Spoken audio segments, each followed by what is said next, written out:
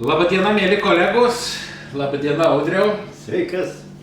Tai grįžtam į mūsų tradicinę tapusias pasikalbėjimus apie įvairias temas. Mėnesis praėjo ir malonu jūs matyti, bendraujant su mumis pokalbių svetainėje, uždavinėjant klausimus.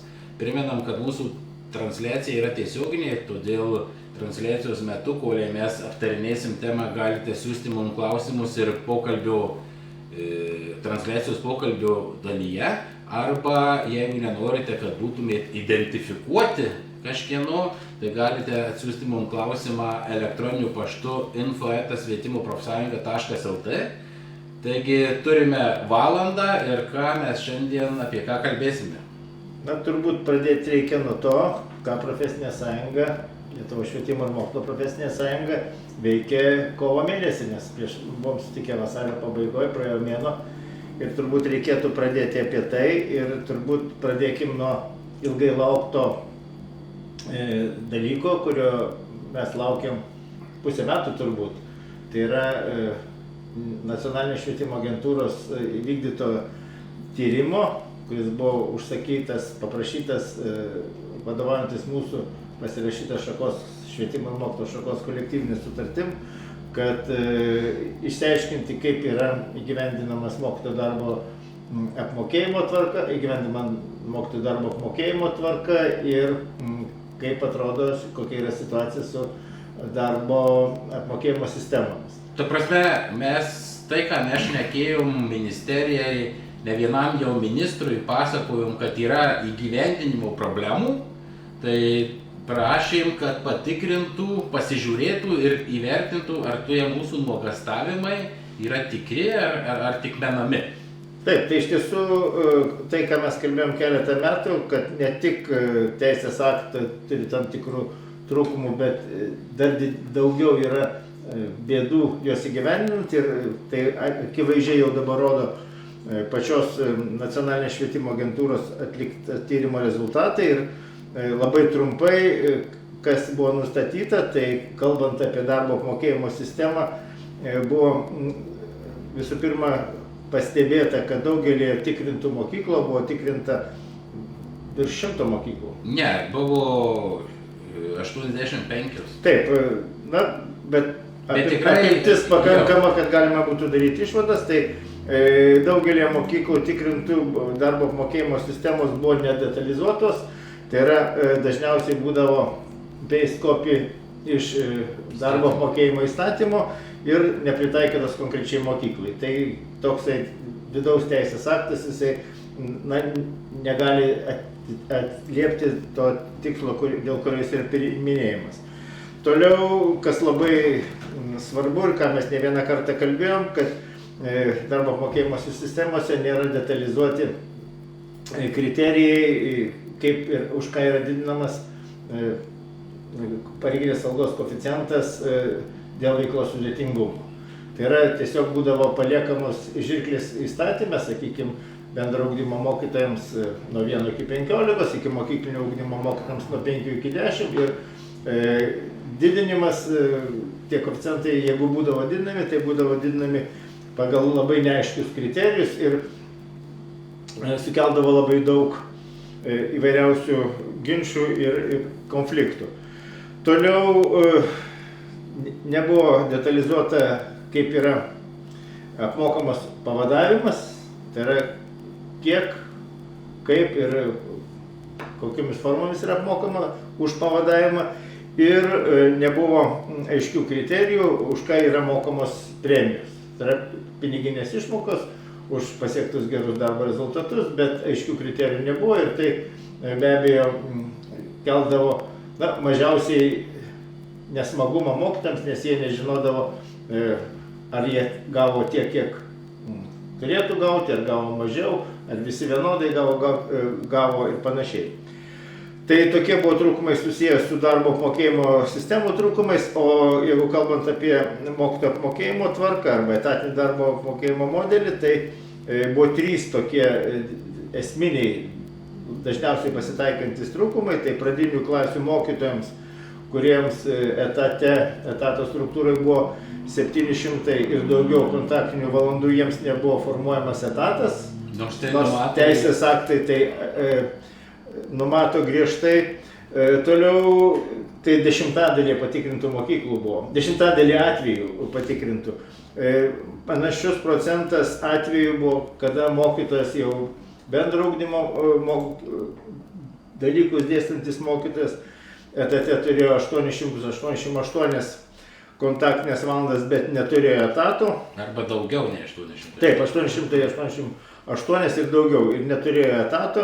Ir netgi ketvirtadalį mokyklų, kas yra labai keista, buvo rasta situacija, kada buvo mokytojų, pedagogų, pavadinkime jos taip, kuriems etatas buvo suformuotas vien tik tai iš nekontaktinių valandų. Tai yra kontaktinių valandų jie iš vis neturėjo, o etate buvo nekontaktinės valandos.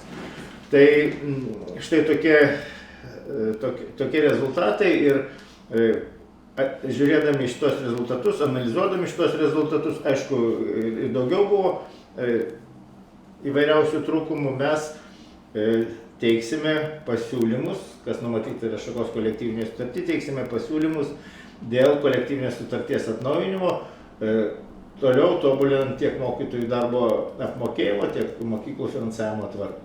Tikrai taip, tai dėkui už priminimą apie tai, ką Nacionalinė švietimo agentūra pristatė kovo pradžioje, kovo vidury beveik, sakykim taip. Tai tik priminsiu, kad toliau dar vyksta tyrimas valstybės kontrolės, kuri vykdo Seimo sprendimu tokią pat panašią patikrą dėl mokytojų darbo užmokesčio. Ir kiek yra žinoma, Seimas suformulavęs, kad iki gegužės pradžios dienos valstybės kontrolė turėtų pateikti išvadas, kaip jie, kokią situaciją rado švietimo įstaigose. Tai visi šitie dalykai bus labai įdomu palyginti. Taip, visi šitie dalykai ir tos patikros išvadas ir visą informaciją tikrai jūs galite rasti mūsų interneto svetainėje, nes mes praktiškai tą pačią dieną, kada buvo paskelbta ši informacija, tai mes ją įdėjom interneto svetainėje, išsiuntėm savo nariams. Tik noriu pasakyti, kad ten, kur yra rekomendacijos, Nacionalinės švietimo agentūros išvados ir rekomendacijos, tai jos yra suskirstytos į 3 etapus, 4 etapus, tai 4 grupės, tai yra ir pačių mokyklom, ką reiktų tobulinti, savivaldybėms, ką reiktų tobulinti, ministerijai. Turbūt į 3, taip. Tai su šita medžiaga tikrai galite susipažinti. Įstatymų leidėjams, taip. Su šita medžiaga tikrai galite susipažinti ir kaip Audrius minėjo, mes įvertinom išvadas ir vienas iš pagrindinių darbų, kurį mes veikėm kovo mėnesį, tai buvo pasiruošimas kolektyvinės sutarties atnaujinimui. Ir prieš keletą dienų vyko mūsų tarybos posėdis ir patvirtino šių metų kolektyvinės sutarties atnaujinimo reikalavimus. Tai galėtum pasakyti, tie reikalavimai bus išsiųsti, nes mes turim sutartį pasirašę ne tik vieni, bet yra dar kitų profesinių sąjungų kolegos, tai mes derinam tuos reikalavimus kartu ir kaip nusistatė patys kolektyviniai sutartį, šią savaitę mes juos išsiųsim ministerijai, kitą savaitę prašysim, kad prasidėtų darybos.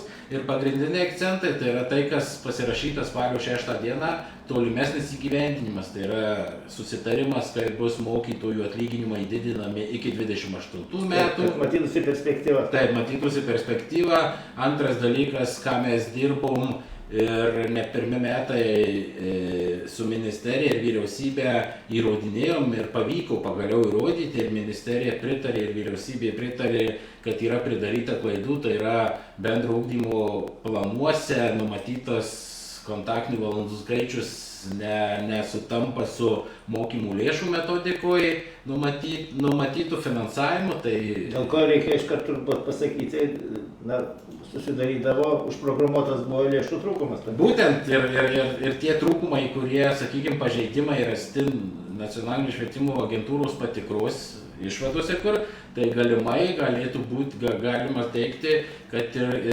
vyriausybės priimtas sprendimas, kai nesutapimas yra su lėšų. Kiti dalykai mes plačiau tikrai pristatysim artimiausioje ateityje, galbūt ir kitoj mūsų transliacijų balandžio mėnesio pabaigoje plačiau apie mūsų kitus reikalavimus, bet vienas iš esminių dalykų tai yra susidėlioti veiksmų planą 4 metams, nes vienaip ar kitaip tikėtina, kad vyriausybė keisis. Vyriausybė keisis bet kokiu atveju, tik tie patys. Taip. Liks ar kiti ateis. Ir kad būtų tęstinumas, kad vėl nuo...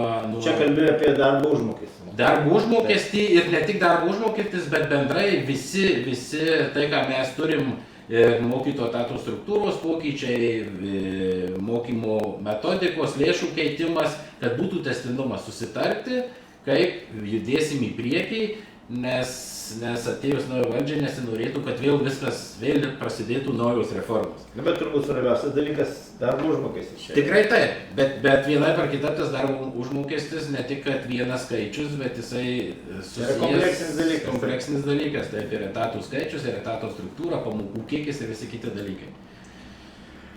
Tai jeigu, aišku, turbūt nereikia sakyti, kad apie derybą eigą mes informuosim tiek savo organizacijos narius, tiek ir švietimo visuomenę. O dabar turbūt apie ką šiandien kalbėsim. Koks yra šio susitikimo tikslas? Tema kokia? Taip, tai šiandien pas mus tema yra būtent apie atlyginimus. Šiandien pašnekėsim apie tai, kaip švietimo darbuotojams, pedagogams susiskaičiuoti savo darbo užmokestį.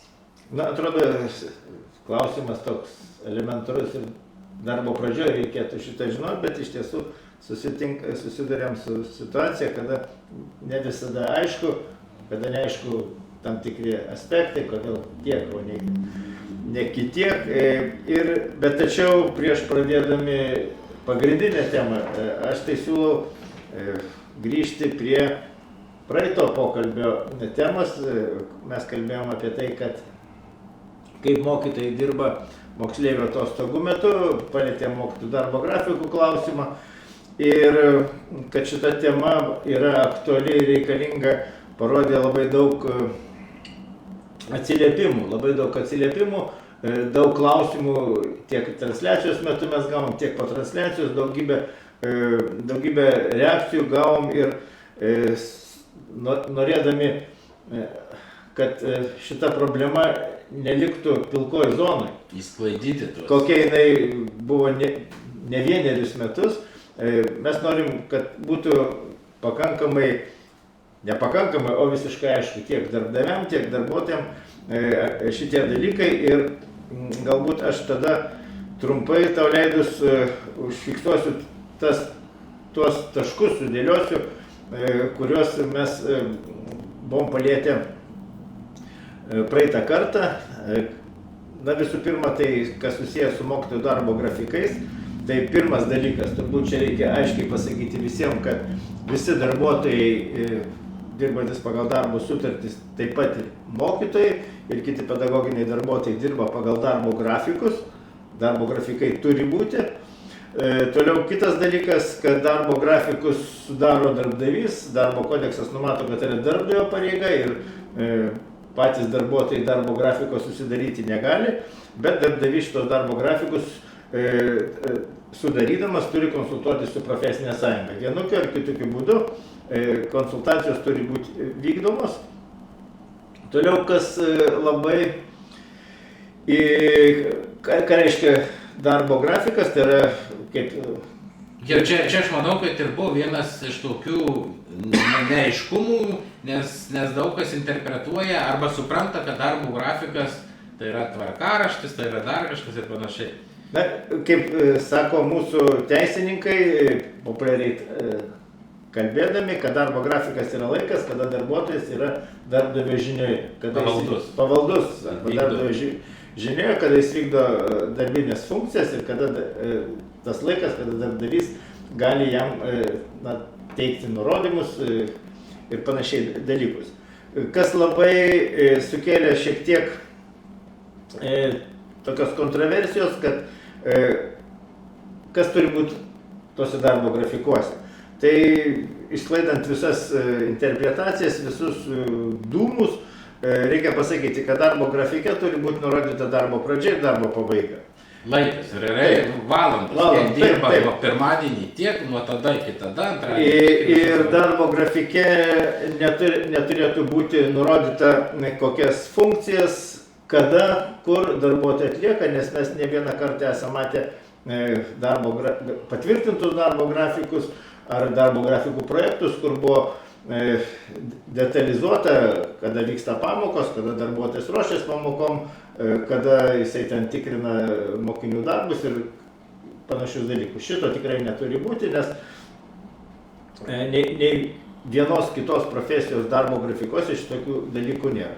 Ir aišku, darbo grafiką reikėtų atskirti nuo pamokų tvarkaraščio. Pamokų tvarkaraštis tai yra vienas dokumentas, o tai yra skirtas daugiau mokiniam, aišku, ir mokytojams, kad jie žinotų, kada turi vesti tas pamokas, o darbo grafikas tai yra visiškai atskiras teisės aktas, kuris nurodo, nuo kada iki kada darbuotojas turi dirbti. Ir dabar esam gavę, kaip aš sakiau, daug klausimų labai ir galbūt pabaigdami šitą temą, šitą dalį atsakytumėm į kelis klausimus. Tai pirmas klausimas buvo toks: praeitą kartą teigėte, kad darbo grafikai suinteresuotas tik darbdavys. Tai kaip suprantu, darbuotojams darbo grafiko buvimas nėra reikalingas. Na, darbuotojams darbo grafikas irgi yra reikalingas, nepaisant to, kad jisai privalomas yra. Vieną aspektą turbūt reikia paliesti, kad, sakykime, įvyksta nelaimingas atsitikimas ir kada yra sudaroma komisija tirti nelaimingo atsitikimo darbe aplinkybės, tai iš karto pirmas klausimas, kurį užduoda tiriantysis, ar tai atsitiko darbo laiku. Tai yra, kur yra darbo grafikas ir tada žiūrima, ar tai atsitiko darbo laiku. Tai jau vien šito, man rodos, užtenka argumento, kad darbuotojas suprastų, kad darbo grafikas nekenkia jam, o yra tik tai irgi jam reikalingas dalykas ir darbuotojas suinteresuotas turėtų būti, kad darbo grafikai būtų. Ne, tai ir logiškai mąstant, tai realiai jis turi žinoti, kada dirba. Taip. Tai čia kitas klausimas, kaip užbėgai už akių šiek tiek. Kitas klausimas buvo, jei yra darbo grafikas, vadinasi, darbuotojas turi jo laikytis ir būti mokykloje visą darbo grafike nurodytą laiką. Iš tiesų, šitą klausimą turbūt reikėtų išskaidyti į dvi dalis. Pirma dalis, ar darbuotojas turi laikytis darbo grafiko, tai tam ir yra darbo grafikas, kad jo yra laikytis. Ar jisai turi būti mokykloje visą dieną darbo grafike nurodytą laiką? Ne. Mes dar kartą kartojam, kad darbo grafikas yra laikas, kada darbuotojas yra darbdavio pavaldume. Tačiau tiek darbo kodeksas, tiek švietimo ir mokslo šakos kolektyvinė sutartis numato galimybę, kad mokytojas gali, iš vis apskritai pedagogas, nekalbam tik apie mokytojus, tarkim, mokyklinio ugdymo mokytojus, pagalbos mokinių specialistus, kad jie gali dalį darbo atlikti kitoje vietoje nei mokykla. Ir švietimo ir mokslo kolektyvinės sutarties 23 straipsnis, šį pacituosiu: esant galimybė, darbdavys turi tenkinti profesinės sąjungos nario prašymą nuotolinio darbo organizavimo formą taikyti funkcijom, kurios gali būti atliekamas kitoje nei darbovietėje vietoje, išskyrus ugdymą ar studijas kontaktiniu būdu ar kitas veiklas, kurios įstaigo organizuojamos kontaktiniu būdu. Pavyzdžiui, susirinkimai, posėdžiai ir visa kita. Tai yra, kitai žodžiais tariant, darbuotojas, visų pirma, profesinės sąjungos narys, turi teisę, turi galimybę paprašyti ir susitarti su darbdaviu, kad dalį nekontaktinių valandų, kurių dirbimas nereikalauja buvimo mokykloje, jisai gali dirbti darbo laiku, bet ne mokykloje. Ir trečias klausimas. Tai čia dar reiktų pasakyti, kad jeigu, nes turim pavyzdžių tikrai, kada įstaigų yra kolektyvinė sutartis ir įstaigos kolektyvinė sutartį, profesinė sąjunga su darbdaviu yra sutarusi, kad ar tai visi darbuotojai, ar tik profsąjungos nariai įvairiai, ten tarkim ir mokinių atostogų metu, ir po pamokų, bet dar darbo laikas, visi šitie dalykai vyksta nuotoliniu būdu, tai yra kitoje aplinkoje. Tai šiuo atveju taip, tada jeigu yra kitoks sutarimas, tai nereikia atskiro darbuotojo ar profesinės sąjungos nario prašymo, o kad įgyvendinti šitą teisę. Dar vienas klausimas buvo, pacituosiu šį, nes jis, mano akimis, iliustruoja mokytojų tam tikrą požiūrį į visą šitą reikalą. Tai kaip vis dėlto mokytojams dirbti mokinių atostogų metu, eiti į darbą ir atsidėti darbo laiką, ar dirbti nuotoliniu būdu, ar iš viso nedirbti. Tai visų pirma, į darbą eiti atsidėti tikrai nereikia. Mokinių atostogų metu yra mokytojų darbas, mokytojai dirba pagal darbo grafiką, bet taip kaip mokinių atostogų metu nevyksta pamokos, tai nėra kontaktinių darbų, tai mokytojai turi teisę realizuoti tą galimybę, apie kurią mes kalbėjome anksčiau. Tai yra arba visą laiką, arba dalį darbo laiko, jeigu nereikia būti mokykloje. Jeigu nėra kažkokių. Taip, jeigu nėra mokymų, susirinkimų ir panašiai, tai jisai gali dirbti nuotoliniu būdu. Ir dar yra Ir dar reiktų čia pasakyti, kad mokinių atostogų metu tikrai yra galimybė atostogauti arba naudotis profesinės sąjungos nariam, turint papildomas garantijas tiek ir sveikatinimosi dienos savišvietai, papildomos atostogos. Tai jeigu mokytojas nori nedirbti, tai jis tikrai gali naudotis profsąjungos garantijom ir turėti laisvą laiką nuo darbo. Taip, ir dar du momentai, čia nežinau kaip klausimai, dvi pastabos, kurių buvo labai tikrai ne viena ir ne viena dešimtis, ir taip liktai apibendrinome. Apibendrinom ir du tokie apibendrinti klausimai. Tai vienas skambėtų taip, jei darbdavys planuoja mokytojų darbą, susirinkimus, šventės ir panašiai pasibaigus mokytojų darbo laikui. Tai ar mokytojai, kaip turi elgtis mokytojai? Tai yra klausimas, skamba apie tai, kad jeigu, sakykime, vyksta susirinkimas, susirinkimo viduryje mokytojam darbo laikas baigėsi, tai mokytojai toliau dirba, lieka tam susirinkime ar kokiam kitam renginėje, tai tikrai mokytojai gali reikalauti mokėti už viršvalandžius. Iš kitos pusės čia yra lazda dviem galais, nes darbdavys, žinodamas, kad yra toks teisinis reikalavimas, aš manau, kad jisai organizuodamas darbą, organizuodamas įvairius renginius, planuodamas visokius renginius, atsižvelgs į mokytojų darbo laiką. Ir kitas klausimas, dėl kurio mes irgi sulaukėm daug pastabų, tai buvo klausimų, pastabų, abejonių. Tai buvo apie tai, jei mokytojas dirba po darbo laiko.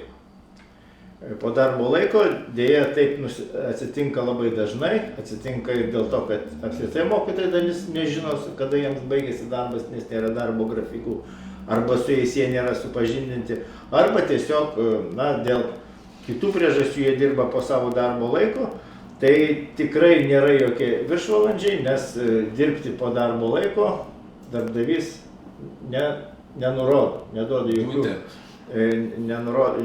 jokių parėdimų dėl to. Ir aišku, kalbėti apie viršvalandžius turbūt, o tikrai negali.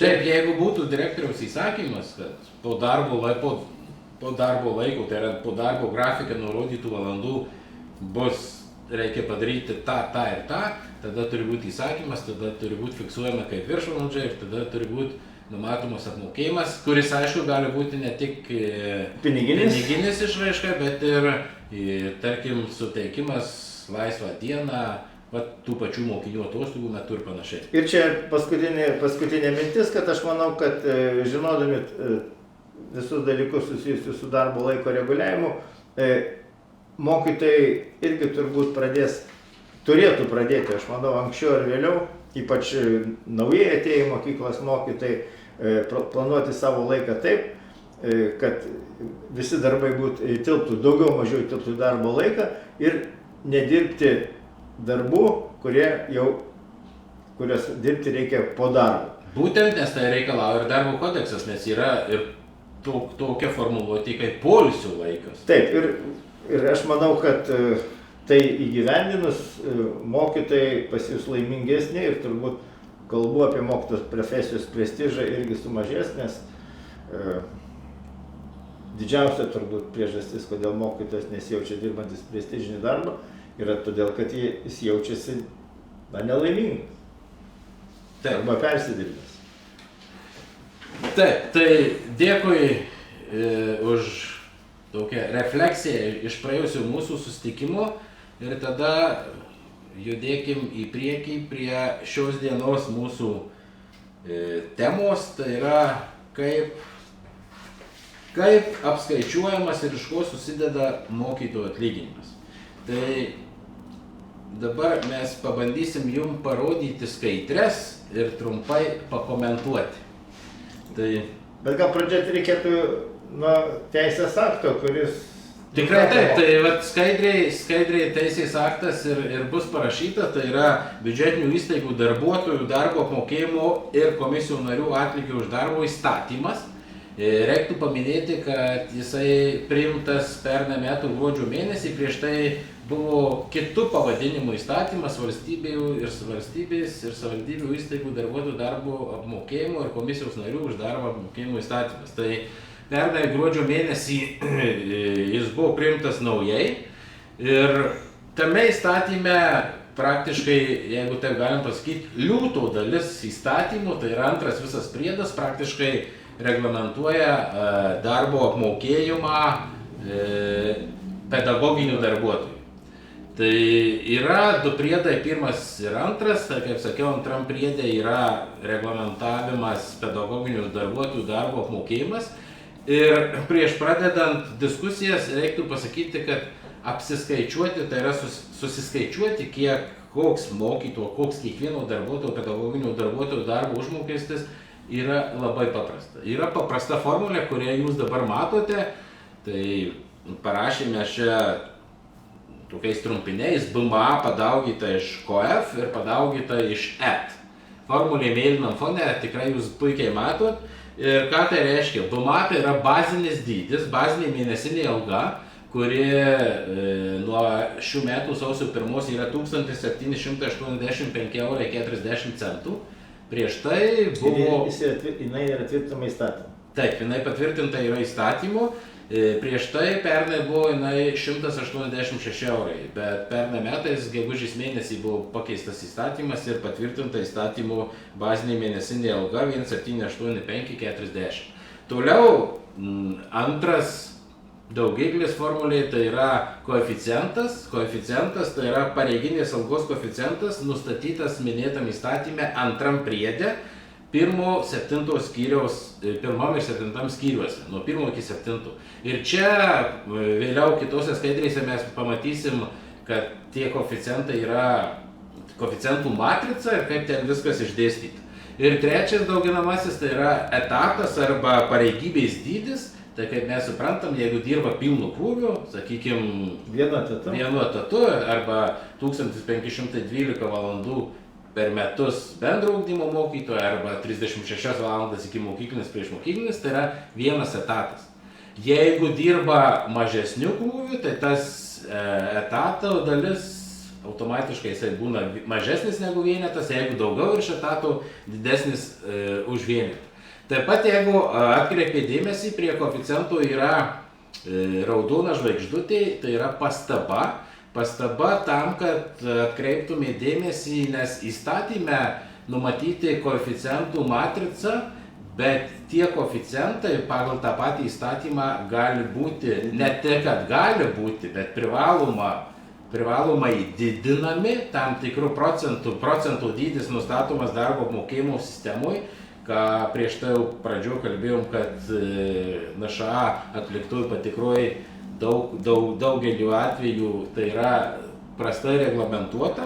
Ir šito vietoj reiktų pabrėžti, nors jau tikrai ne vieną kartą esam minėję, bet dar kartą pasakom, kad jeigu didinamas koeficientas dėl veiklos sudėtingumo, pavyzdžiui, dirba mokytojas su mokiniais, kurie turi spec poreikių arba su užsieniečių ir panašiai, tai didinamas tas bendras koeficientas visam krūviui. Ne atskirai valandai, ne tom pamokom, kur yra užsieniečiai arba mokiniai turintys specialių ugdymo poreikių, o visam etatui. Taip, visam etatui.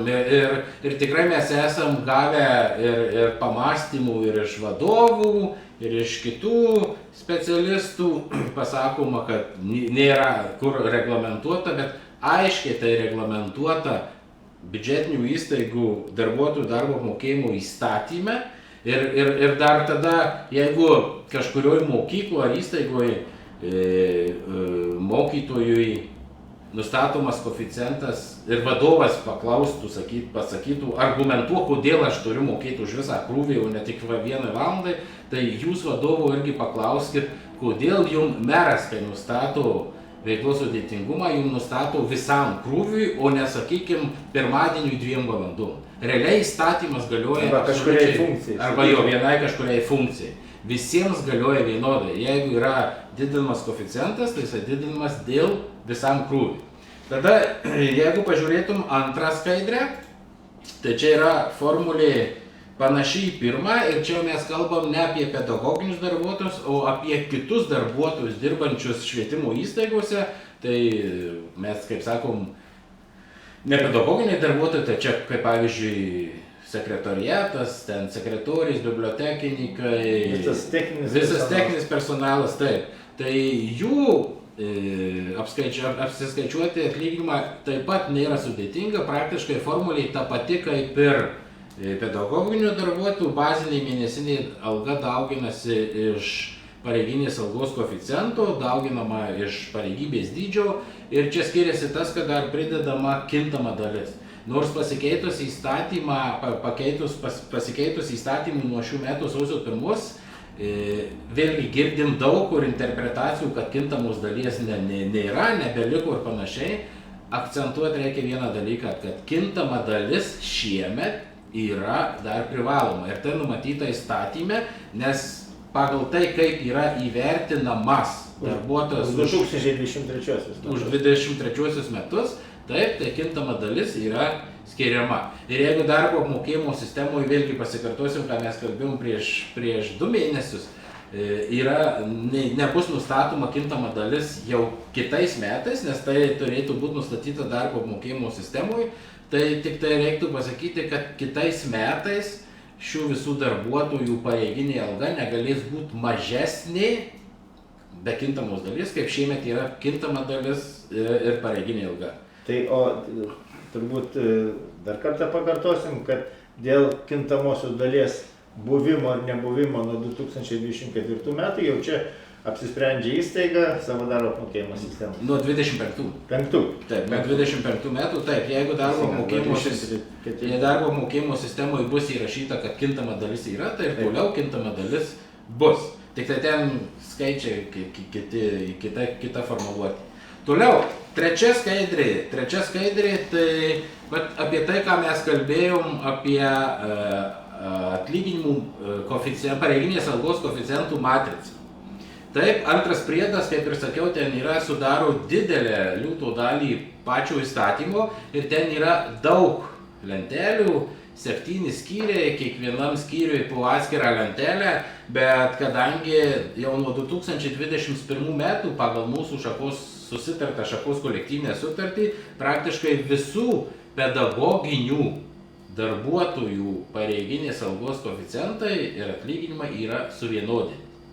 Tai reiškia, Nors šioje lentelėje, šioje skaidrėje jūs matot, kad parašyta mokytos, vyresnysis mokytos metodininkas ir mokytos ekspertas, bet koeficientai absoliučiai visiems vienodai, tiek mokytom dirbantiem pagal ikimokyklinį, priešmokyklinį, bendrą ugdymą, profesinį mokymą, neformalų švietimą, meninio ugdymo mokytojai dirbantys pagal ikimokyklinio, priešmokyklinio ugdymo programas, visi švietimo pagalbos specialistų, tai ir specialieji pedagogai, logopedai, surdopedagogai, tiflopedagogai, judesio korekcijos specialistai, karjeros specialistai, psichologų asistentai, psichologai ir socialiniai pedagogai. Visų pareiginės algos koeficientai yra vienodi, nors atskiruose lentelėse yra išdėstyti.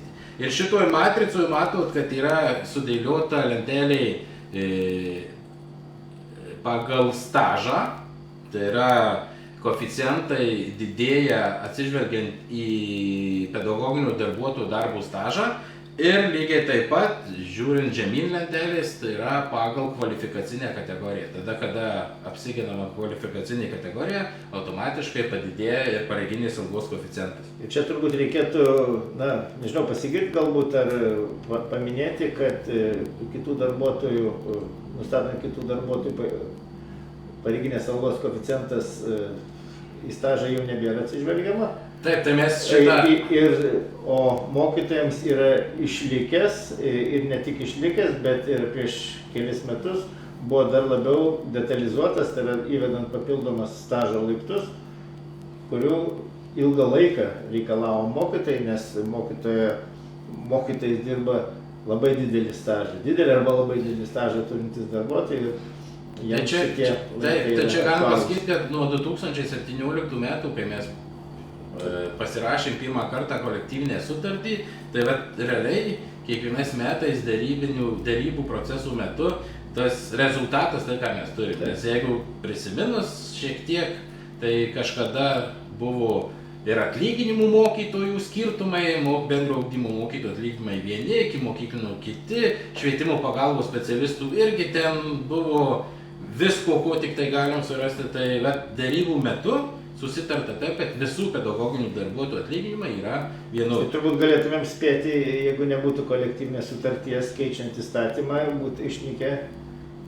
Greičiausiai taip. Ir dar jeigu šiek tiek prisiminus istoriją, tai dar ir pas mus koeficientų žirklių nelikė. Pas mus yra kietas koeficientas ir tikrai nėra interpretacijos manipuliacijų vietos, kad kiek noriu, tiek duodu, kas būdavo kažkada 2009 kuriais metais tas būdavo.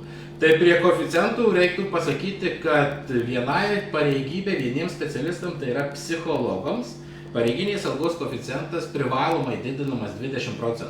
Privalomai didinamas vien dėl to, kad jiems yra keliami aukštesni reikalavimai, jie gali dirbti psichologu tik turėdami magistro laipsnį. Čia turbūt reikėtų dar kartą pakartoti, aš čia savo leisiu pakartoti, nes prieš kelias dienas diskutavau su vienos mokyklos vadovu, kad psichologam turi būti didinami koeficientai 20%, o negali būti didinami. Jie turi būti didinami. Tikrai taip. Gali būti didinami, jeigu turit kolektyvinę sutartį, tai už magistrą, pavyzdžiui, galit susitarti, kad didinama ir kitiems. Bet aš čia kalbu apie psichologą. Tai psichologam yra privaloma, tai yra įstatymo norma. Toliau kita skaidrė, tokia pat matrica, ką mes turime ir apie koeficientus. Tik tai šį kartą jau mes matom atlyginimus, darbo užmokesčius, kuris yra priskaičiuotas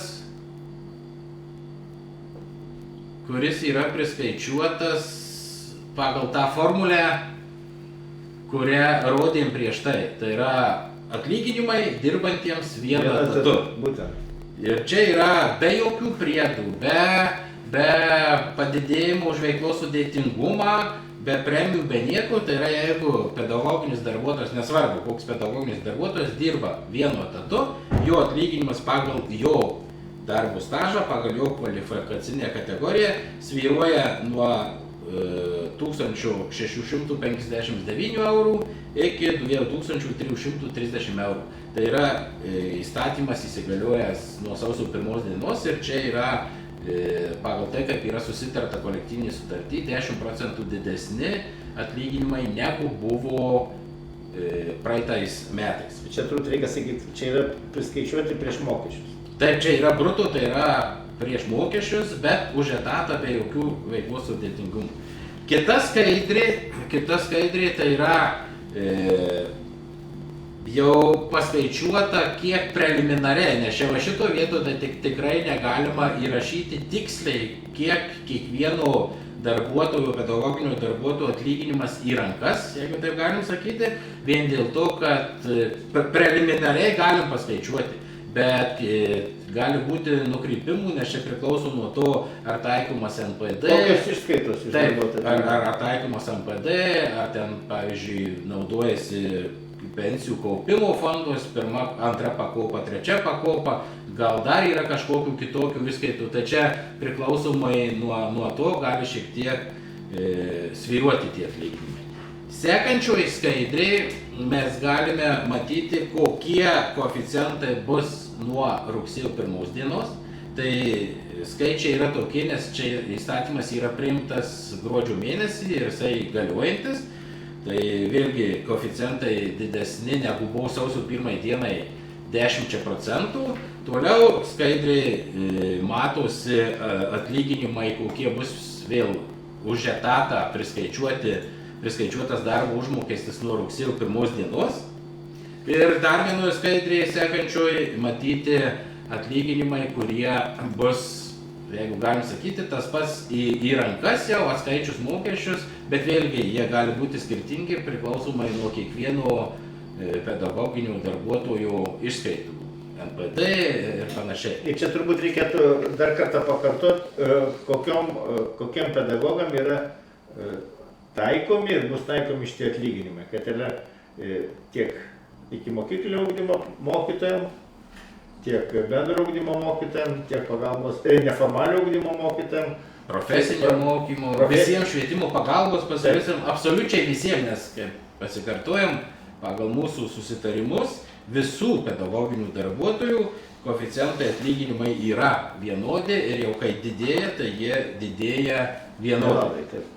Toliau turime skaidrę, pereinam prie kitų darbuotojų ir čia yra šiek tiek kitokia situacija negu ką mes prieš tai kalbėjom su pedagoginiais darbuotojais, tai yra aptarnaujantis personalas, techninis personalas, nepedagoginiai darbuotojai.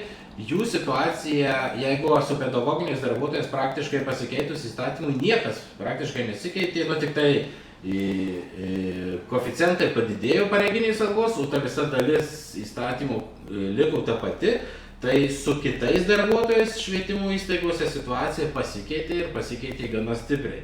Tai jau kaip ir buvom užsiminę, kad pasikeitė tuo, kad iš įstatymų dingo stažai ir nuo sausio 1 dienos yra nustatomas tik tai minimalus pareiginės algos koeficientas. Yra atskiri pareigybių lygiai, tai čia nesiplėsim, bet jie yra pagal kvalifikacinius reikalavimus. Taip. Kaip pavyzdys, D lygis tai yra nekvalifikuoti darbuotojai, tai jiem yra nustatoma tik minimali alga, kuri nuo šių metų sausio 1 yra 924 eurai, čia prieš mokesčius bruto. Toliau C lygio pareigybė, kur kvalifikacinis reikalavimas yra ne žemesnis kaip vidurinis išsilavinimas, tai nustatomas minimalus koeficientas 0,57 ir minimali alga 1017,68 € ir tada einant aukštyn. B lygio specialistam 1106 eurai minimalus atlyginimas ir A lygio specialistam 1196 eurai su centais. Reiktų pasakyti, kad įstatymai yra numatytos minimalios ribos, nes keitėsi įstatymas, žirklės dingo, viskas dingo ir čia akcentas turėtų būti tai, kad visa tai ir netgi socialinės apsaugos ir darbo ministerija, kuri inicijavo šito įstatymų pakeitimą, akcentuoja visur, kad persikelti, susitarti darbo apmokėjimo sistemose, kad ta gradacija, matrica išliktų, kad darbuotojams būtų aišku už stažą, už kaip didėja, kaip kinta darbo užmokestis, kad būtų realiai matoma, kokia perspektyva darbo užmokesčių didėjimo. Ir dar vienas dalykas. Tai faktiškai darbo apmokėjimo sistemose kiekviena įstaiga gali nusistatyti skirtingą matricą, skirtingus atlyginimus, čia priklauso nuo kelių dalykų, nuo gaunamo finansavimo, nuo vadovo ir nuo darbuotojo atstovo gebėjimo dėrėtis. Ir dar pastabą reiktų pasakyti, žiūrint į šias lenteles, tai pasikeitė įstatymas, atsirado minimalus koeficientas, bet negalėjo sumažėti atlyginimas, nors jeigu buvo, tarkim, stažų lentelėse dabar nebelikę, bet jeigu buvo iki naujų metų, iki įsigaliojus šiam įstatymui buvo didesnis atlyginimas, tai jisai mažesnis įsigaliojus naujam įstatymui negali būti. Jeigu kažkam sumažino atlyginimą, kreipkitės, rašykit, nes tai tikrai yra įstatymų pažeidimas ir kreipsimės į darbo ginčus, kad būtų, aišku, pirmiausia kreipsimės į vadovą ir manau, su vadovu problemos bus išspręstos. Kitais žodžiais tariant, jeigu pernykštis atlyginimas, perskaičiuojant pernykštį atlyginimą pagal dabartinę koeficientus ir bazinį mėnesinį atlygį, išeina mažiau negu minimumas, tai jau minimalaus koeficiento, nors įstatymas leidžia, nustatyti negali. Ne, tai matot, koeficientai, minimalūs koeficientai padidinti.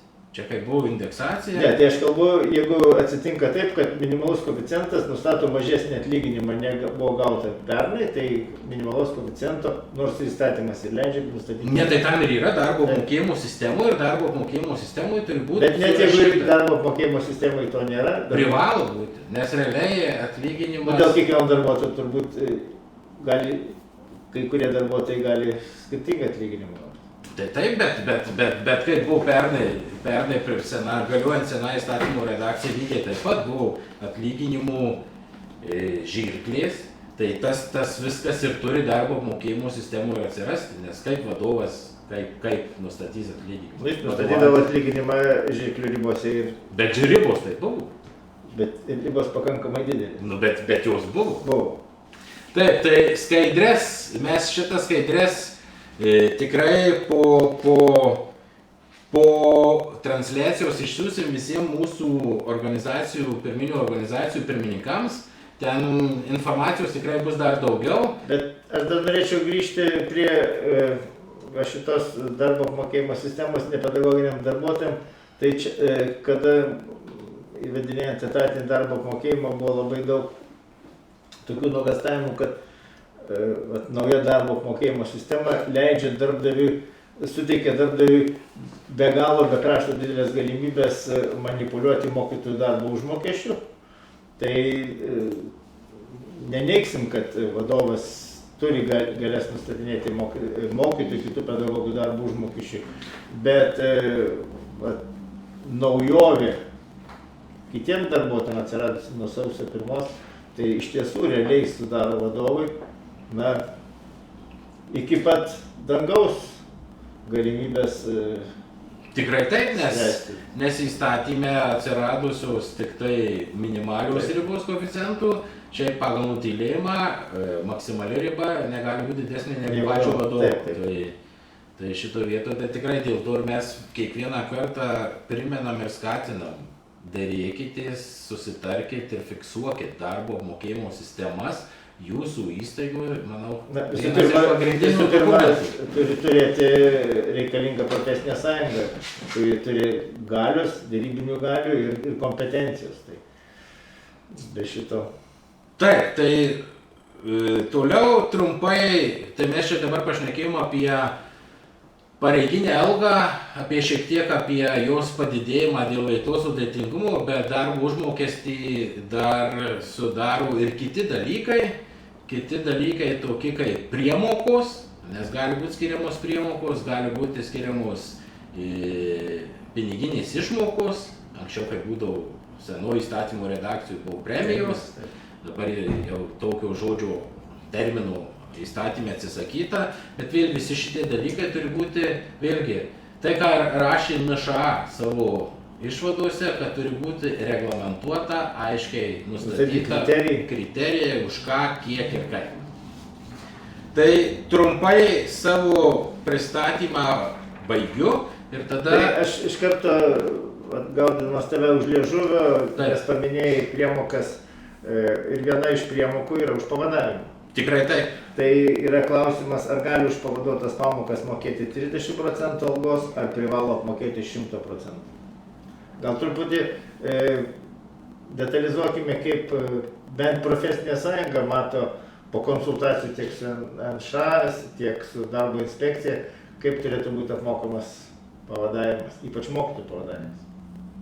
Čia klausimas man nelabai suprantamas, bet čia tikriausiai čia pasikeitus įstatymai interpretacija apie priemokas nuo 10 iki 30. Taip, čia parašė 30, bet čia turbūt...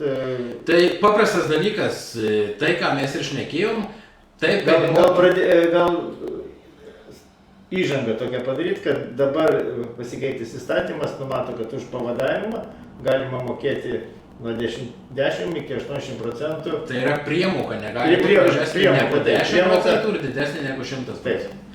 Taip, bet čia pareiginės algos, tai yra visų atlyginimų. Bet čia reiktų atkreipti dėmesį, kad šnekama apie bendrą priemoką, bendrą priemokų sumą. O iš ko jinai susideda, vat, pavyzdžiui, pavadavimas. Ir pavadavimas, aš tai net nelabai suprantu, ką reiškia, jeigu jūs dirbat savo darbą ir jums mokama mažesnis atlyginimas negu jums priklauso, tai jūs nesutikit dirbti. Taip yra atvejų ir daugelį darbo apmokėjimo sistemų ir mokyklų yra susitarimų tokiu atveju, kad kada pamokos, sakykime, jungiamos, tada mokama 50 už vaduojamą pamoką. Nepilnas. 50-70% kaip susitarė. Bet jeigu jūs dirbat savo nekontaktinių...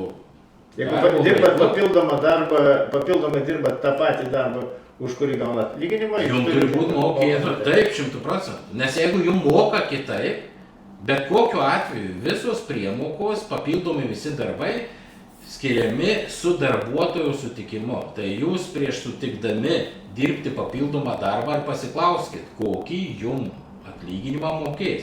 Jeigu jums mokės mažesnį, jūsų netenkinamą atlyginimą, jūs nesutikit dirbti. Taip, tai tikrai čia, jeigu tą turėjau minty, užduodamas klausimas. Bet čia tokio klausimo nėra, bet mes jau ne vieną, jau antras mėnuo turbūt, ar trečias mėnuo, kada mes diskutuojam su įvairių mokyklų žmonėmis, tiek profesinės sąjungos nariais, tiek vadovais, kaip apiforminti pavadavimus, nes nežinau iš kur atsirado tokia interpretacija, kad, sakykime, už 1-2 pavaduotas pamokas, kada nesusidaro, apmokėjimas nesudaro 10% pareiginės algos dydžio, yra sugalvota tokia naujovė – kaupti. Ir kada susirinks? Kada susirinks, tada išmokėti. Čia atsakymas vėlgi paprastas. Darbo kodeksas yra aiškiai pasakyta, kad atlyginimas mokamas kaip susitarta kas mėnesį ir jokių kaupiamųjų ten išmokų ar priemokų ar panašiai negali būti. Ir čia yra paprastas dalykas, taip, pasikeitus įstatymė yra parašyta, kad priemoka negali būti mažesnė kaip 10%, net didesnė kaip 100%. Jeigu, kaip pavyzdys, 80. Jeigu, pavyzdžiui, kaip pavyzdys vadavo vieną pamoką, ar to 10% nėra, bet apmokėti už tai reikia. Ir čia jau tik tai pačiam vadovui klausimas, kaip tą įforminti. Taip, čia įforminimo klausimas. Būtent čia tik tai įforminimo klausimas. Tada rašomas įsakymas ne priemokos, o yra papildomas susitarimas tam tikram laikui ir panašiai. Tai susitarimas dėl papildomo darbo. Taip, tai čia negalėtų būti jokių kaupimų ir jeigu pas kažką įstaigų tokie dalykai yra, tai yra įstatymų pažeidimas, informuokit mus ir tikrai reikia kreiptis į darbo ginčų komisiją, nes tokio dalykų negali būti. Taip, toliau klausimas atėjęs dar prieš mūsų transliaciją ir šiek tiek irgi noriu perskaityti į visą ir paaiškinti. Norėčiau paaiškinimo apie ikimokyklinio ugdymo mokytojų padėjėjų pareiginės algos bazinį dydį nuo šių metų jis sumažėjo ar teisėta. 2023 metų pareiginės algos bazinis dydis buvo 186 eurai ir koeficientas, pavyzdžiui, 5,4. Šiais metais koeficientą padidino iki 5,7, tačiau pakeitė skaičiavimą ir pavertė 0,57. Bazinį dydį irgi pakeitė ir padarė 1785,4. Tačiau realiai jis mažesnis, nes mano nuomonė bazinis dydis turėjo nemažėti ir tokiu atveju būti 1860 eurų. Tai pasakysiu taip, kad čia skaičių interpretacija. Vienas dalykas, priminsiu, ką sakiau, kad bazinį dydį priėmė Seimas 2023 metais gegužės mėnesį, priimdamas naują įstatymą, tai yra Lietuvos Respublikos pareiginės algos atlyginimo bazinio dydžio nustatymo ir asignavimo darbo užmokesčiui perskaičiavimo įstatymas. Ir tenai 3 straipsnį aiškiai parašyta, kad nustatomas bazinis dydis 1785,40 €, o jis yra 2022 metų vidutinis šalies darbo užmokestis. Tai yra įstatymų nustatytas dydis. Kvestionuoti jo negalim. Negalim, tai yra, jis iš niekur neatsirado, jisai ne kažkaip nesusiskaičiavo, o pagal statistiką, valstybės statistikos departamentą buvo nustatyta 22 metų vidutinis darbo užmokestis. Ir tai yra faktas. Toliau, kaip sakoma, ir ta 186, jisai dingo iš to ir tas automatiškai po to buvo indeksuojami visi koeficientai, visi pareiginės algos koeficientai, nes tas bazinis dydis 186, galim sakyti, išliko toks pat, koks ir buvo pernai, jisai nedidėjo. Santykinai išliko toks pat, jisai nedidėjo ir automatiškai visi koeficientai ten buvo sumažinti beveik 10 kartų, nes pareiginės... Tiek kartų, kiek buvo padidinta? Būtent. Jeigu atsimenam, tai buvo koeficientai ten metodininkų 10, ekspertų 11 ir panašiai. Tai realiai šito vietoj. Dabar jie šnekant, kad buvo 5,4, tai buvo minimalus koeficientas pagal seną įstatymą. Priėmus naują, jisai buvo indeksuotas į 0,57. Tai yra, dar minimalus koeficientas šiek tiek padidėjo ir tapo 0,57. Tai todėl sakyti, kad bazinis dydis turėjo būti nemažesnis kaip 1,860, tikrai negalim, nes ne... Tai turbūt reikia pakartoti, jeigu aš teisingai išgirdau klausimą, atlyginimas dėl įstatymo pakeitimo negalėjo sumažėti. Tikrai taip, jeigu pasikartosim, jeigu kažkur buvo taip, atsitiko taip, kad pakeitus įstatymą pareiginė alga sumažėjo, kai buvo anksčiau pastovioji dalis sumažėjo, tai tada tikrai reikia kreiptis, nes negalėjo sumažėti, įstatymas to neleidžia. Tada klausimas, kaip sužinoti, kad dirbi po laiko, jei pats neskaičiuoji savo etate turimų valandų ir visų kraunamų darbų trukmė, mokytojai perdirba etate turimas valandas, nuolat kokią priemonę siūlote viršvalandžių įrodymui. Tai čia grįžtama vėl truputį į praeito mėnesio temą. Paprastas dalykas, dar sykį pasikartosi, tam ir reikalingas žinoti darbo grafikas. Jeigu, kaip pavyzdys, vėl. Gal čia kitaip atsakymą pasukim, kad ne mokytojas turi skaičiuoti savo dirbamas valandas, o mokytojas turi žiūrėti, kiek jis turi dirbti. Taip. Būtent, jisai dirba tiek, kiek yra nustatyta darbo grafike. Jeigu dirba nuo 8 iki 16 kažkiek, reiškia, jisai dirba 16 kažkiek. Jeigu yra direktoriaus nurodymas, raštu ar panašiai, kad jau dirbti virš darbo grafiko, tai jau yra viršvalandžiai. Na, iš kitos pusės neslėpkim, kad taip, realybė dėja tokia, kad mokytojai dėl vienokių ir kitokių priežasčių dirba daugiau negu yra nustatyta, bet tai yra jau teisiškai nesureglamentuojami dalykai, reikalauti viršvalandžių. Už tai tikrai negalim. Taip, tada kitas klausimas. Ar gali už pavaduotas jau mes šitą šnekėjom. Toliau, kaip dėl submokamas procentas mokytojui? Kaip dėl submokamas procentas mokytojui?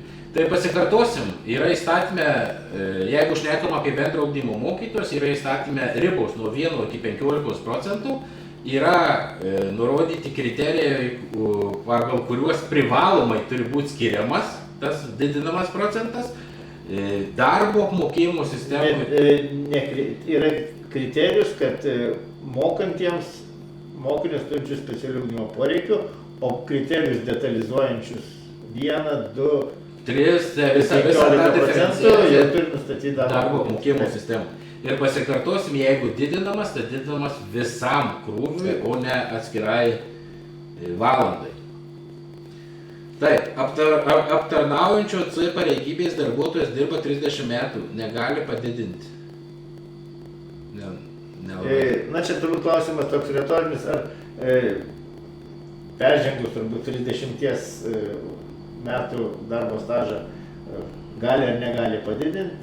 Tai čia, žiūrėkit, čia reikia... Atsakymas turbūt būtų... Ne, atsakymas yra labai geras klausimas. Ne, klausimas geras, bet... Ir atsakymas paprastas. Pasikeitus įstatymui nuo sausio 1 dienos atsirado specialistų, nes čia mes šnekam C lygio pareigybė, tai yra ne pedagoginis darbuotojas. Tai darbo apmokėjimo sistemų jūs galite susitarti, kad ir kas metai išdėlioti, kas metai kaip didėja atlyginimas. Taip kaip susitarsi darbo apmokėjimo sistemų, nes įstatyme liko tik tai startas, o toliau viskas yra... Čia atsakymas trumpas, taip gali. Ir darbo apmokėjimo sistemos susitarti. Darbo apmokėjimo sistemą, taip. Taip, už veiklos sudėtingumą procentus turėjau skaičiuoti nuo visų pamokų nuo rugsėjo mėnesio ar tik nuo sausio mėnesio.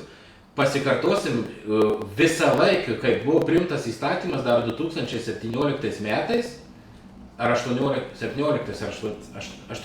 nes keitėsi darbo apmokėjimo. Taip. Tai visą laiką taip ir turėjo būti mokomas ir turi būti mokomas. Jums skaičiuojamas už veiklos sudėtingumą, ne už faktiškai vestą darbo laiką, ta prasme dirbtas pamokas, pasiruošimą ar panašiai, o visam krūviui. Ir jeigu jūs dabar sužinojote, kad jums blogai apskaičiuoja, kreipkitės į darbdavį, jis turi ištaisyti klaidas, jeigu ne, per 3 mėnesius kreipkitės darbo ginčų komisiją, kad jums priteistų jums neišmokėtą darbo užmokestį. Toliau, pavaduojant nemoka už darbų taisymą. Tai čia vėlgi, čia reiktų žiūrėti apie tai, kas yra pas jūs fiksuota darbo apmokėjimo sistemui, bet yra paprastas dalykas. Kas yra apmokėjimo sistemui, kalbant apie pavadavimą? Jo, kas ten pas jūs yra prirašyta, bet yra aiškiai pasakyta įstatyme, kad jeigu yra vedamas kontaktinis darbas, tiek ir ministrų, sakėme, visur kitur, prie kontaktinės valandos yra tam tikras procentas pagal mokinių skaičių ir dėstomą dalyką skiriama pasiruošimui. Pagal kiek to darbuotojo etato struktūrai? Ne, pamoka. Ne, aš kalbu, bet apmokėjimas turi būti skaičiuojamas pagal tai, kiek turi būti, kiek to konkretaus pavaduojančio darbuotojo etato struktūrai. Nekontaktinių valandų. Nu jo, koks procentas skiriamas? Ta prasme, jeigu kad ir viena pamoka, bet turi būti apmokama ir pasiruošimas. Turi būti apmokama, taip. Jeigu taip nėra, tai yra įstatymų pažeidimas. Toliau, laba diena, ar tikrai negalima keisti iki mokyklinio ugdymo mokytojų tarifikacijos vidury mokslo metų, jei grupėje atsirado sunkių individualių poreikių vaikas? Čia dabar ne tarifikacijos. Tai turbūt aš tau padėsiu. Tarifikacija iš tiesų nėra jokio teisės akto nurodančio, kiek laiko galima kaitalioti tarifikaciją. Tarifikaciją galima keisti kas mėnesį. Ir jeigu atsiranda naujos aplinkybės, kurios nulėmė, kad mokytojams dirbantiems su specialių ugdymo poreikių turinčiais vaikais, naujai atėjusiais, taip, tarifikacijoje turi būti užfiksuota, kad yra jiems nustatomas priedas. Netgi ir nekeičiant, didinimas koeficientas, netgi jeigu nekeičiama tarifikacija, šitos papildomą pareiginės algos koeficientus galima didinti direktoriaus įsakymu, nekeičiant tarifikacijos. Tai tarifikacijos keitimas, nekeitimas nelėmė koeficiento didinimo.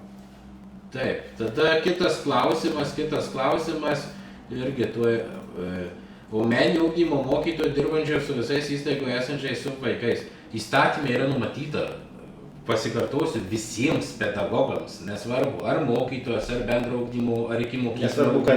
Nesvarbu, ką dėstau, visiems įstatymė numatyta, turi būti didinamas pareiginės algos koeficientas dėl veiklos sudėtingumo.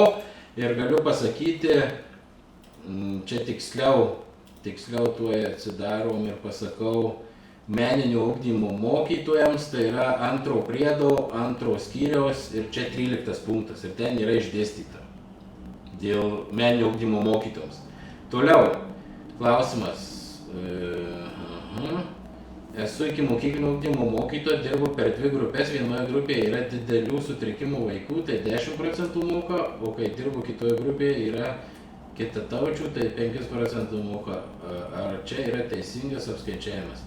Čia pirmiausia reiktų žiūrėti, kaip jūs dirbat, čia jūs kaip darbo sutartis. Jau kas darbo sutartis sudaryta, bet aš kaip suprantu, tai jeigu gerai suprantu, tai mokytoja neturi, kaip dažnai būna, yra tos vadinamos vaikščiančios mokytos, kurios eina į vieną grupę, į kitą grupę. Pasikartosiu, kad nesvarbu, jeigu didinamas koeficientas, jum didinama visam krūviui. Ir tokiu atveju tai turėtų būti darbo apmokėjimo sistemoje parašyta diferencijuota. Jeigu dirba, tarkim, su spec poreikių mokiniais yra vienas, tada su kitataučiais kitas. Tokia situacija turėtų būti irgi. Jo, sumuojama ir nors įstatymė yra parašyta, kad nuo iki mokyklinio ugdyme nuo 5 iki 10, bet yra punktas, kad gali būti ir daugiau. Jeigu yra keli kriterijai. Bet ne daugiau kaip 25 berods. Taip, tada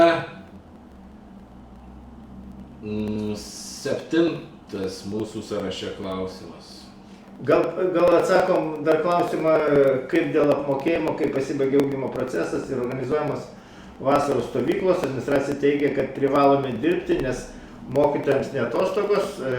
Tai jeigu teisingai supratom klausimą, eina kalba apie laiką, kada mokytojai dar dirba, neatostogauja, nors pamokos nevyksta, tai ir mokytojai dirba kitas veiklas, tai yra mokama, jeigu nėra kitokio susitarimo, jeigu nėra susitarimo dėl papildomo darbo, yra mokama taip, kaip numatyta darbo sutartis. Bet čia šito vietoje reikia žiūrėti, ar pas juos yra susitarta funkcijos ir visai kita. Čia yra kitas klausimas, jeigu yra... Taip, tai koliai mokytojos... Pareigybės aprašyme yra numatyta, kad mokytojai dirba kažkokias kitas veiklas nesusijusias su dalyko, sakykime, dėstymo, ten stovykloje, pramogas organizuoja, ar kitokia forma ugdymą vykdo, gali būti susitarimas dėl papildomo darbo ir už tai turi būti mokama, o tačiau tol, kol mokytojas dirba ir kol neatostogauja, jam turi būti mokamas, visų pirma turi būti mokamas atlyginimas, tas, kuris nustatytas darbo sutartyje.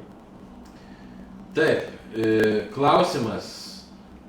Ir čia klausimas vėlgi, čia grįžtam praktiškai čiučiut į... Na, aš tą klausimą aš norėčiau paliesti, kad gal paskaityti klausimą ir po to... Taip. Sveiki, paaiškinkite, nes vis tiek nesuprantu. Etatas susideda iš kontaktinių savaitinių valandų skaičių dauginus iš 37 savaičių ar 42 savaičių. Vadovų skaičiuoklėje skaičiuoja 37 savaitės, bet ne 42. Reiškiasi, už kitas savaitės, kai mokinių atostogos, už tas valandas nemokama. Per mokinių atostogas išeitų priklauso dirbti tik už visuomeninės valandas. Ačiū. Tai gal aš tada dar kartą, kad nebegrįžtume prie šito dalyko, pasakysiu, kad kaip yra skaičiuojamas etatas, kaip yra sudaroma etato struktūra, tai čia yra vienas klausimas susijęs su darbo sutarties sąlygomis.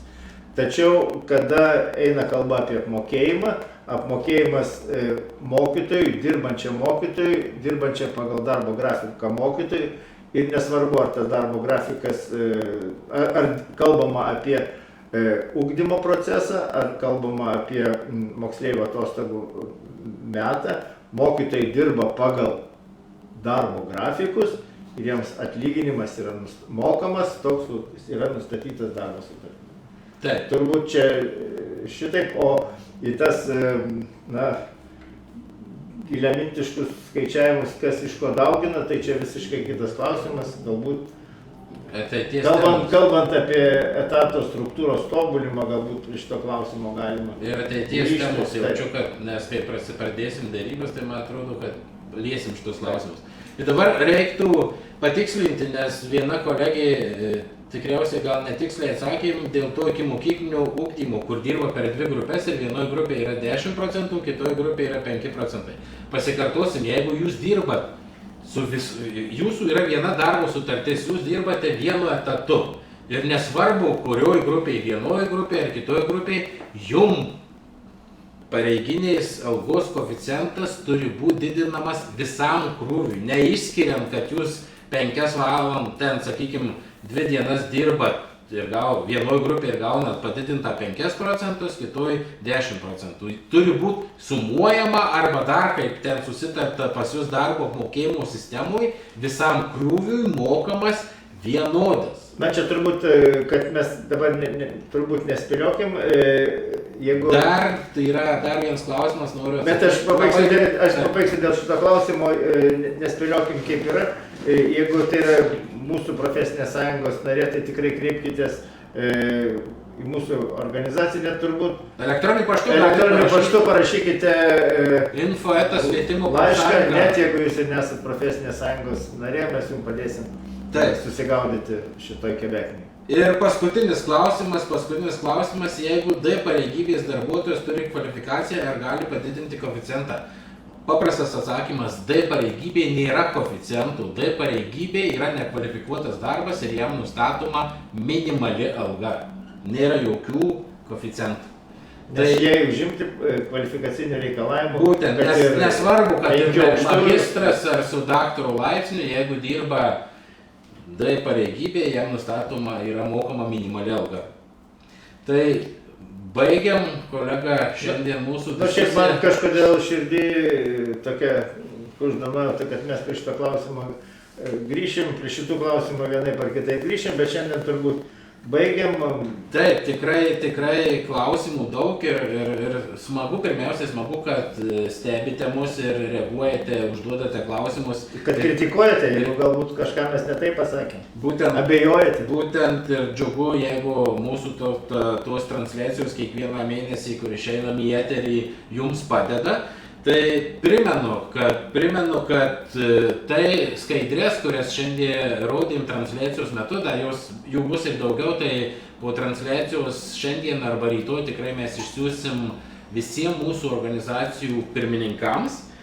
Tai vienas dalykas. Antras dalykas, kaip ir kiekvieną kartą mūsų šios transliacijos vaizdo įrašas greitų laikų bus patalpintas mūsų YouTube kanale ir galėsit jį ten peržiūrėti ir galėsit peržiūrėti ir kitas laidas, kurios buvo. Pabaigai norėčiau priminti ir pirmiausiai tai padėkoti už tai, ką mes darėme kartu jau ne vienerius metus, tai yra vasaros stovyklas, tiek pernai, tiek užpernai, ukrainiečių vaikams, mūsų vaikams ir paprašyti, kad tęskime tuos gerus darbus ir dar liko mėnesis laiko iki galimybės deklaruoti ir skirti GPM 0,6% paramos mūsų profesiniai sąjungai, kad mes galėtum toliau tęsti darbus.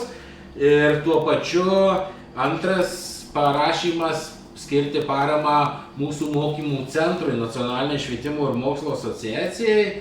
Ir čia jau galime skirti 1,2% paramos. Ir ši parama bus skirta darbui, tęstiniam darbui, kurį mes pradėjom praeitais metais. Ir kaip ir minėjom, kad tai bus tikrai ilgalaikis projektas dėl psichologinio, fizinio ir kitokio smurto išgyvendinimo iš švietimo įstaigos. Tai yra numatyta pagal tai, kokią mes paramą gausim, tai ir muzikos terapija, psichologos paskaitos, mokymai, prevencijos, video filmukai ir taip toliau. Tai tikrai visiems dėkoju jums, kolegos, jūsų artimiesiems, bičiuliams ir draugams, kurie prisidedat kartu daryti gerus darbus. Ir pabaigai, visiškai pabaigai, artėja pačios gražiausios pavasario šventės, tai visiems gražių, jaukių, šventų Velykų jums ir jūsų artimiesiems. Taip, tai sėkmės, sveikatos, ačiū Egidijau. Ačiū Audriau, iki pasimatymo kitą mėnesį. Viso gero.